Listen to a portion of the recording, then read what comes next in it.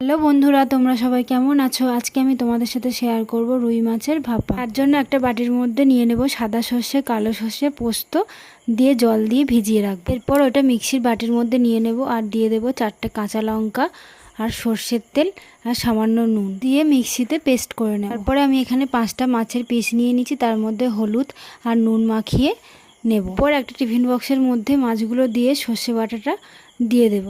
তারপরে একটা চামচের সাহায্যে ভালোভাবে উল্টে পাল্টে মেখে নেব। এবার ওপর থেকে একটু কাঁচা সর্ষের তেল দিয়ে দেব আর দিয়ে দেব কাঁচা লঙ্কা। এবার টিফিন বক্সের মুখটা বন্ধ করে ভাপাতে দিয়ে দেব। তারপরে 30 মিনিট মতো রাখলেই তৈরি হয়ে যাবে রুই মাছের ভাপা। সহজেই রেসিপিটা তোমরাও বাড়িতে ট্রাই করো আর আমাকে কমেন্টে জানাও তোমাদের কেমন লাগলো। আর বন্ধুরা, আমার এই ভিডিওটা ভালো লেগে থাকলে লাইক করে দিও, আমার চ্যানেলটি সাবস্ক্রাইব করতে ভুলো না। তোমরা যদি কেউ ফেসবুক থেকে দেখে থাকো, আমার পেজটি ফলো করে দিও। টাটা বন্ধুরা, দেখা হচ্ছে নেক্সট ভিডিওতে।